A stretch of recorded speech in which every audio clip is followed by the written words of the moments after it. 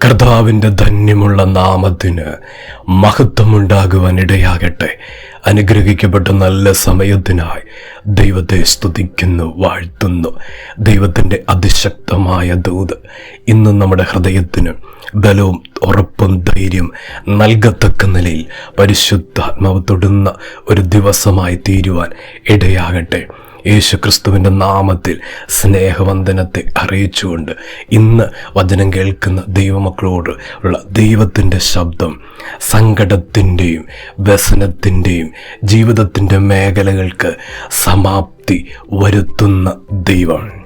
കഴിഞ്ഞ ദിവസങ്ങളിൽ ഇന്നും ജീവിതത്തിൻ്റെ മേഖലകളിൽ ഹൃദയത്തിൻ്റെ അകത്തളങ്ങളിലുള്ള സങ്കടങ്ങൾ, വ്യസനങ്ങൾ, ആ കാരണത്തെ ദൈവം ദർശിച്ചുകൊണ്ട് ആ കാരണത്തെ തൊടുന്ന ദൈവിക ഇടപെടൽ, ദൈവപ്രവൃത്തിയുടെ തലത്തിൽ പരിശുദ്ധാത്മാവിൻ്റെ ശബ്ദവിധ ആ കാലഘട്ടത്തിൽ ആ മേഖലകൾക്ക് ദൈവം സമാപ്തി വരുത്തുന്നു. ഹന്നയുടെ പ്രാർത്ഥനയാണ് 1 ശമൂവേലിന്റെ പുസ്തകം വളരെ വ്യക്തമായി കാണാൻ കഴിയുന്നത്. അതിൻ്റെ 16-ാം വാക്യത്തിലേക്ക് വരുമ്പോൾ എന്നെ ഇപ്രകാരം പറയുന്നുണ്ട്: അടിയൻ സങ്കടത്തിൻ്റെയും വ്യസനത്തിൻ്റെയും ആധിക്യം കൊണ്ടത്രേ സംസാരിച്ചത്. ജീവിതത്തിൻ്റെ ഏറ്റവും വാഗ്ദത്തങ്ങളുടെ നിവർത്തി വെളിപ്പെടുവാൻ സമയമായ ആ കാലഘട്ടത്തിൽ ഹന്ന ദേവാലയത്തിൽ ശക്തിയോടെ പ്രാർത്ഥിക്കുന്ന പ്രാർത്ഥന നമുക്ക് വളരെ സുപരിചിതമാണ്. ദൈവത്തിൻ്റെ പരിശുദ്ധാത്മാവ് അതേ തുടർന്ന് ഇന്ന് പകൽ നമ്മുടെ ഹൃദയത്തോട് പകരുന്ന ദൂത്. ഹന്നയുടെ പ്രാർത്ഥന വാഗ്ദത്തങ്ങൾക്കായുള്ള പ്രാർത്ഥനയായിരുന്നു. ഹന്നയുടെ പ്രാർത്ഥനയുടെ തലത്തിൽ ദൈവം ആ വിഷയത്തെ എന്തിനു വേണ്ടി കണ്ടിരിക്കുന്നു എന്ന ദർശനമോ വെളിപ്പാടോ ആലോചനയോ ലഭിക്കാത്ത ഒരു കാലഘട്ടം ഹന്നയുടെ ജീവിതത്തിൽ ഉണ്ടായിരുന്നു.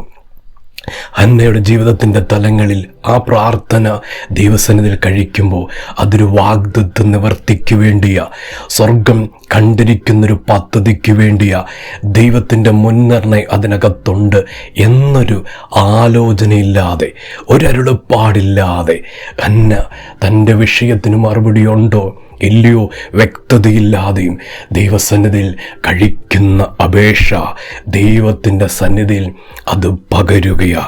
ദൈവത്തിൻ്റെ പൈതലേ, ഇന്ന് ദൈവത്തിൻ്റെ ശബ്ദമിതാ. പ്രാർത്ഥനാ വിഷയത്തിന്മേൽ ആ വിഷയത്തെ ദൈവം എന്തു വേണ്ടി കണ്ടിരിക്കുന്നു, എന്തിനു വേണ്ടി കണ്ടിരിക്കുന്നു? കർത്താവിൻ്റെ ഹിതത്തിനും കർത്താവിൻ്റെ പദ്ധതിക്കും കർത്താവിൻ്റെ ആ സ്നേഹത്തിൻ്റെ തലങ്ങളിൽ ജീവിതസ്ഥിതി കർത്താവ് ആഗ്രഹിക്കുന്ന മേഖലകളിലേക്ക് ആ വിഷയത്തെ കൊണ്ടുവരുക. സമർപ്പണത്തിൻ്റെ തലങ്ങൾ നമ്മുടെ ഹൃദയത്തിൽ വെളിപ്പെട്ട് വരുമ്പോൾ നിശ്ചയ ചില വിഷയത്തെ ദൈവം തൊടാതിരിക്കത്തില്ല, ചില വിഷയത്തിന് കർത്താവ് മറുപടി തരാതിരിക്കത്തില്ല. ഹന്ന ദൈവസന്നിധിയിൽ പ്രാർത്ഥിക്കുന്നു. സങ്കടത്തിൻ്റെയും വ്യസനത്തിൻ്റെയും ആധിക്യം കൊണ്ട് ആ പ്രയാസം അവൾക്ക് സഹിക്കാൻ പറ്റാത്ത ഒരു നിലയിലേക്ക് വന്നപ്പോൾ സംസാരിക്കുന്നു. ഇന്ന് ദൈവത്തിൻ്റെ പരിശുദ്ധാത്മാവ് നമ്മുടെ ജീവിതത്തോട് ഇടപെടുന്ന ദൂത്. സങ്കടങ്ങളും വ്യസനങ്ങളും അതിൻ്റെ ആധിക്യം ആയ ആ സമയത്ത് സാഹചര്യത്തിൽ നമ്മുടെ വാക്കുകൾ തെറ്റും. അവിടെ ഒരു ദുഃഖഫലങ്ങൾ പലപ്പോഴും പുറപ്പെടുവിക്കാറുണ്ട്, പ്രകടമാകാറുണ്ട്. നമ്മൾ അറിയാതെ തന്നെ നമ്മുടെ വാക്കുകൾ തെറ്റുന്നു. നമ്മുടെ പ്രവൃത്തി തലങ്ങളിൽ അലസത വെളിപ്പെടുന്നു. കടുത്ത നിരാശയ്ക്ക് കാരണമായി തീരുന്നു.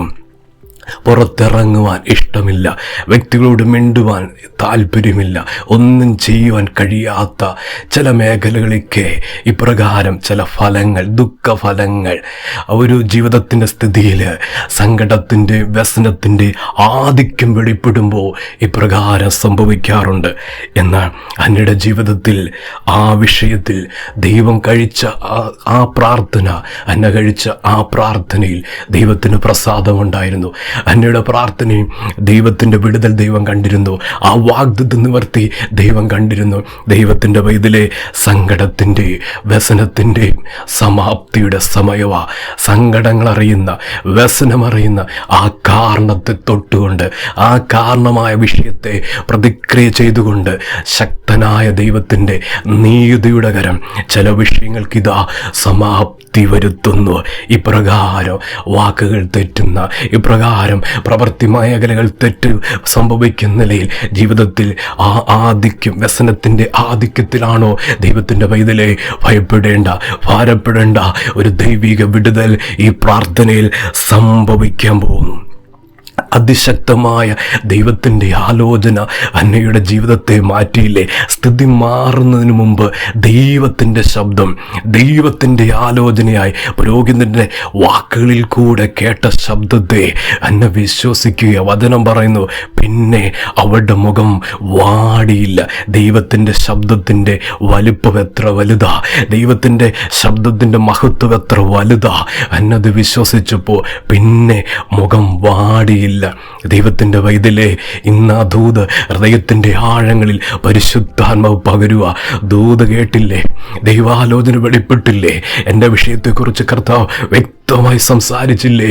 പിന്നെ മുഖം വാടേണ്ട ആവശ്യമില്ല, പിന്നെ ഭാരപ്പെടേണ്ട കാര്യമില്ല, പിന്നെ കടുത്ത നിരാശയിലേക്ക് പോകേണ്ട കാര്യമില്ല. കാരണം ദൂത് വെളിപ്പെട്ട് കഴിഞ്ഞിരിക്കുക, ആലോചന വെളിപ്പെട്ട് കഴിഞ്ഞിരിക്കുക. ആ സ്ഥിതിക്ക് മാറ്റം വരുമെന്ന്, ആ അവസ്ഥയ്ക്ക് വ്യത്യാസം വരുത്തുമെന്ന് കർത്താവിൽ വിശ്വസിച്ചുകൊണ്ട് ഈ ദിവസങ്ങളിലെ പ്രാർത്ഥന ദൈവത്തിൻ്റെ പൈതലേ, അത് സന്തോഷത്തിൻ്റെ ഫലം പുറപ്പെടുവിക്കുന്ന നാഴികൾ വെളിപ്പെടുക. അന്നയുടെ ജീവിതത്തിൽ ഇപ്രകാരമല്ലേ ഒരു മറുപടി? അത് സന്തോഷത്തിന്, ഒരുപാട് സന്തോഷിക്കുന്ന, ഒത്തിരി സന്തോഷിക്കുന്ന കാര്യമല്ലേ ദൈവം ചെയ്തു കൊടുത്ത്. അപ്രകാരം ഇന്ന് ദൈവത്തിൻ്റെ ശബ്ദം ഇതാ, പ്രാർത്ഥിക്കുന്ന വിഷയം ഒരുപാട് സന്തോഷം തരുന്ന, പ്രാർത്ഥിക്കുന്ന വിഷയം ഒരുപാട് ജീവിതത്തിൽ ആനന്ദം തരുന്ന ആ നിലവാരത്തിൽ ദൈവത്തിൻ്റെ വാഗ്ദത്തം ചരിക്കുന്നു, ദൈവത്തിൻ്റെ പ്രവൃത്തി വെളിപ്പെടുന്നു. കർത്താവ് സഹായിക്കും. വ്യസനത്തിൻ്റെ, ദുഃഖത്തിൻ്റെയും ദൈവത്തിൻ്റെ പൈതലെ സങ്കടത്തിൻ്റെ സമാപ്തിയായി ഇത് ഏറ്റെടുക്കട്ടെ. കർത്താവ് സഹായിക്കും. നമുക്ക് പ്രാർത്ഥിക്കാം. സ്നേഹവാനായ ദൈവമേ, സ്വർഗ്ഗപിതാവേ, ഇന്ന് കേൾപ്പിച്ച ദൂതനായി സ്തോത്രം, ആലോചനയ്ക്കായി സ്തോത്രം. ജനത്തെ സഹായിക്കണം. വചനം കേൾക്കുന്ന ദൈവമക്കളെ അനുഗ്രഹിച്ച് പ്രാർത്ഥിക്കുന്നു. ദൈവത്തിൻ്റെ പ്രവൃത്തി കൊണ്ട് സന്തോഷിപ്പാൻ ഇടയാകാൻ പോകുന്നതിനായി സ്തോത്രം, സഹായിക്കുന്നതിനായി സ്തോത്രം. പ്രാർത്ഥന കേട്ടതിന് നന്ദി.